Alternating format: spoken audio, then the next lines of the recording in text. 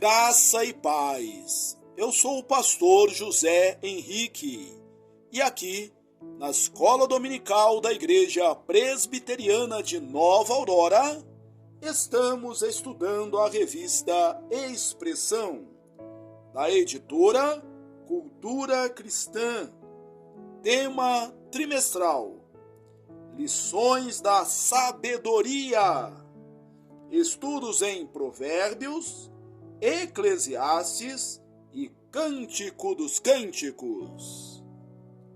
Lição 6. As palavras de Agur. Provérbios 30, 1 a 33. Introdução. Na lição passada, pudemos observar que mesmo homens fora de Israel produziram sabedoria, que debaixo da autoridade de Salomão foi incorporada ao cânon da Escritura como revelação inspirada. Agora é o momento de perscrutar as palavras de um personagem enigmático chamado Agur, que são consideradas como a coleção 6 do livro de Provérbios. Suas inquietações servirão para nossa reflexão hoje. Tópico 1. Quem foi Agur? Após o fechamento da coleção 5, diz a Escritura Sagrada: palavras de Agur, filho de Jaque, de Massá. Provérbios 30, versículo 1. Quem era Agur? Letra A. Um pseudônimo de Salomão. Letra B. Um sábio do Oriente. Um pseudônimo de Salomão. Sempre houve controvérsias a respeito de quem seria Agur. Na história da interpretação, algumas hipóteses foram levantadas.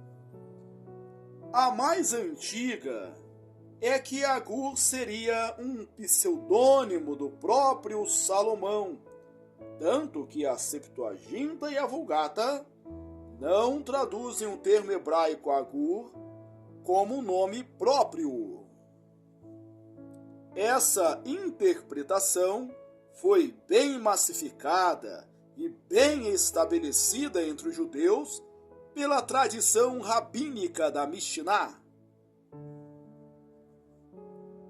Retificando, pela tradição rabínica da Midrash. A grande probabilidade é que o intuito tenha sido preservar o livro de Provérbios, considerando Salomão como seu único autor. Como temos visto, no entanto, o livro é formado por coleções que contêm material não produzido diretamente por Salomão, mas inserido debaixo de sua autoridade. Isso em nada prejudica o conceito da inspiração orgânica das Escrituras. Letra B. Um sábio do Oriente. O consenso dos estudiosos recentes é entender que Agur seja um sábio do Oriente, certamente não israelita. Isso se baseia na evidência bíblica, já que ele diz ser filho de Jaque, de Massá. Provérbios 30, 1. Enquanto a interpretação antiga considerava essas informações uma alegoria, os eruditos têm motivos para enxergar que é uma descrição literal. Tanto Agur quanto Jaque são nomes incomuns para um israelita, e Massá é identificada como uma cidade do norte da Arábia. Gênesis 25, 14, 1 Crônicas 1, 30. Como já observamos, não há problema algum em considerar a produção de sabedoria fora de Israel e recebê-la debaixo da autoridade de Salomão como palavra de Deus inspirada, inerrante e infalível. Tópico 2. Achando sabedoria em Deus. Assumindo o que sabemos de Agur como verdade, suas palavras fazem sentido para um sábio de fora de Israel que achou no Deus verdadeiro sabedoria, toda a sabedoria necessária. Ele declara sua ignorância completa, Provérbios 30, 2 a 3, e busca pela verdade, Provérbios 30, 4, que só foi encontrada no Deus da palavra, Provérbios 30, 5 e 6. Agur ecoa temas já expostos na sabedoria bíblica. A semelhança do seu discurso com as palavras de Jó, em Jó 28, 12 a 28, é enorme. Eles expressam uma confissão da necessidade humana da sabedoria divina, porém, reconhecendo que jamais conseguiriam encontrá-la sozinhos. Walt que observa que, na perspectiva de Agur, os homens são incapazes de encontrar sabedoria transcendente sem o Senhor transcendente. A verdadeira sabedoria tem como ponto de partida a revelação de Deus. É na luz dele que vemos a luz. Salmo 36, 9. A suficiência da palavra de Deus para a vida de sabedoria foi reconhecida por alguém de fora de Israel. Isso traz paralelos para os nossos dias. Quantos de nós cresceram em lares cristãos, em íntimo contato com as Escrituras, porém desprezando a sabedoria divina? Por vezes, muitas pessoas que andam distantes do Senhor, quando encontram as verdades que já conhecemos, acham o seu tesouro mais precioso. Elas sabem o que é uma vida longe de Deus, escravizadas ao pecado. Por isso sabem valorizar a liberdade que encontram na verdade. João 8, 32. Por isso, Agur pede a Deus modéstia e demonstra coração agradecido por tudo o que Deus tem promovido ou provido. Provérbios 30, 7 a 9. Tópico 3. A matemática da sabedoria. Agur apresenta o seu dito fazendo uso de um recurso matemático.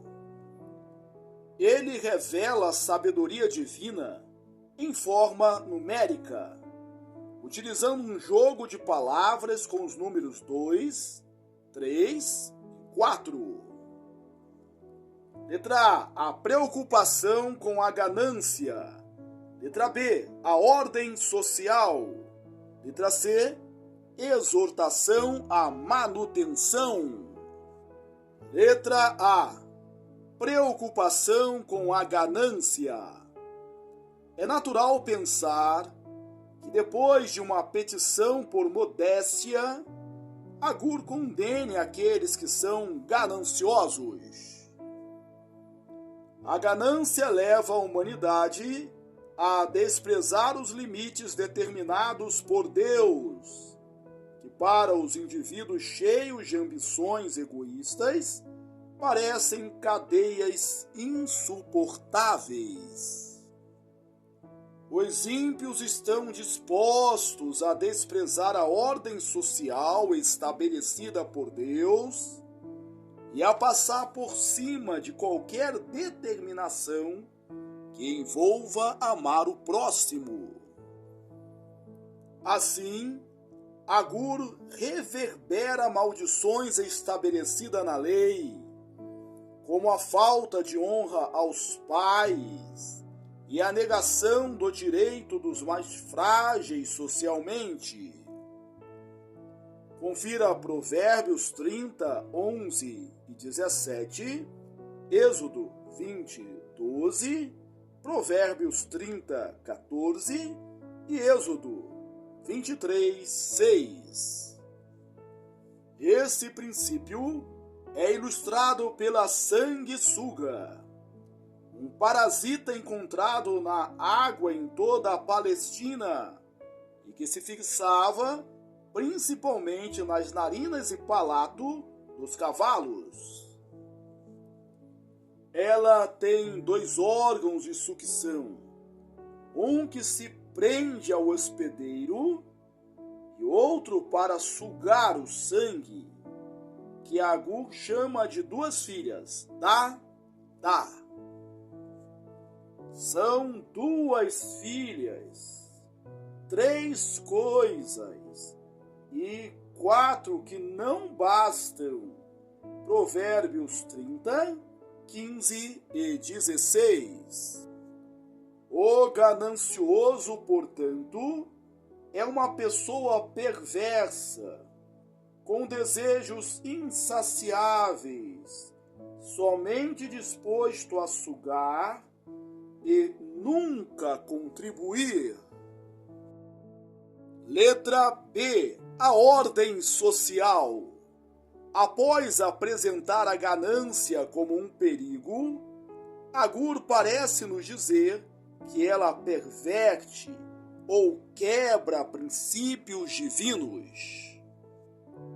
Ele se utiliza de vários fenômenos facilmente observáveis na vida comum para chamar a atenção sobre a ordem estabelecida por Deus, sobre como os seres humanos interferem nessa ordem, causando angústias e crises, e sobre o caminho da sabedoria à luz disso.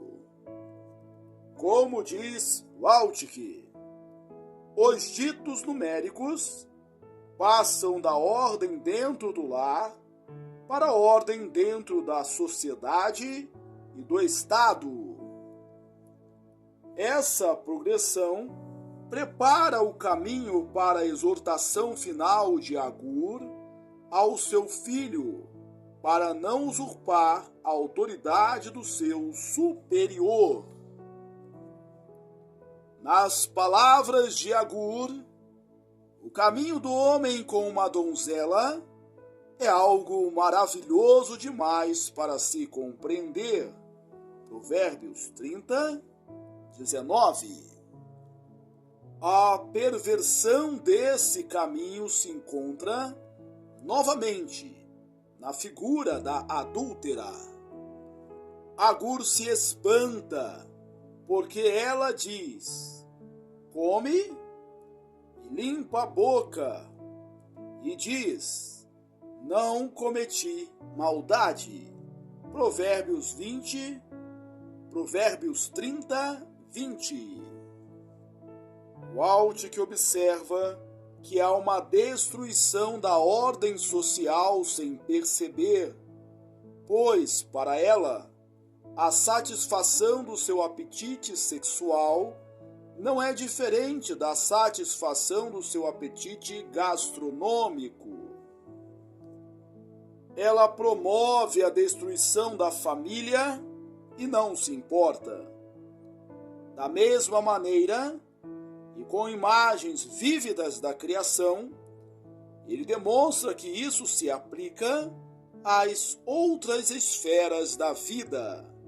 Provérbios 30, 21 a 31. Letra C. Exortação à manutenção. Agur termina suas palavras fazendo uma exortação a não andar no caminho do insensato, como se alguém estivesse tentando se exaltar além do que convém. Provérbios 30, 32. A questão não é de uma ascensão merecida ou conquistada com trabalho e reconhecimento, mas de uma autoexaltação tramada com malignidade. Agur deseja que mantenhamos a humildade e contentamento com o que Deus nos dá, sem usurpação do que é dos outros. Isso demonstraria um coração rebelde e revoltoso. A preocupação do sábio é que reconhecer uma ordem estabelecida por Deus reflete humildade e o desejo de não se impor contra a sua vontade. Agur não está incentivando que sejamos submissos ou até impassíveis diante de tiranos, mas que não usemos dos mesmos expedientes que os ímpios. Assim como Davi, que expressou confiança em Deus, mesmo quando lhe diziam que a ordem estabelecida havia sido destruída, temos a certeza de que Deus está no seu trono. Salmo 11, 1 a 7. Tópico 4. A busca pela sabedoria verdadeira. Agur tipifica muito a obra que Deus realizaria através do seu Filho, Jesus Cristo. Sendo interpretado como um sábio do Oriente, ele encontra somente no Deus de Israel e na sua palavra o que precisa para satisfazer seu anseio. Há uma representatividade de todos os povos em Agur, que vemos acontecendo parcialmente em Salomão, 1 Reis 10, 1. Deus havia estabelecido sua lei ou ordem social em Israel para que todos os povos pudessem testemunhar como o Senhor era sábio. Deuteronômios 4, 6 e 7. Isso significa que, se o povo da aliança tiver uma vida cheia de sabedoria, os povos da terra conhecerão nosso Deus pelo nosso testemunho e santificação. Em Cristo Jesus, isso se cumpre de maneira cabal, porque ele é maior do que Salomão. Mateus 12, 42, 16, 1 a 4, Marcos 8, 11 a 13, Lucas 12, 54 a 56. Nele, todos os gentios encontram tudo o que esperavam e buscavam. Atos 13, 47 a 48. Confrontando uma cultura que exaltava a sabedoria humana e desprezava a divina, o apóstolo Paulo ousadamente afirmou: porque decidi nada saber entre vós, senão a Jesus Cristo, e este crucificado, para que a vossa fé não se apoiasse em sabedoria humana, e sim no poder de Deus. 1 Coríntios 2, 2 e 5. A igreja, portanto, precisa proclamar o Evangelho com a sabedoria de Deus e viver em conformidade com a sua palavra, para que o mundo, observando as nossas boas obras, glorifique ao nosso Pai que está nos céus. Mateus 5, 14 a 16. Conclusão. Agur é um sábio do Oriente, que reconhece sua ignorância, buscando no Deus de Israel e na sua palavra toda a sabedoria necessária para a manutenção da ordem social ameaçada pela ganância dos ímpios. Por isso, proclamamos o Evangelho, demonstrando que ele é o poder de Deus para salvar pecadores que viverão em obediência a Deus. Aplicações. Agur era um sábio do Oriente que encontrou o Deus da sabedoria. Você conhece outros casos de pessoas do Antigo Testamento que não eram israelitas, mas foram inseridas na aliança? Cite exemplos. O que isso significa? Mais uma vez vimos uma abordagem que fala de ganância, dinheiro e trabalho. Faça um resumo tópico com base no que estudamos sobre esses assuntos em todo o trimestre até agora. Concluímos a leitura da lição 6, as palavras de Agur, Provérbios 30, 1 a 33. Que bom que você chegou até aqui. Deus te abençoe ricamente. Aproveito esta oportunidade para sugerir que você leia os meus livros. Você é o que você fala e você é o que você planeja. Um forte abraço e até a próxima, se Deus quiser.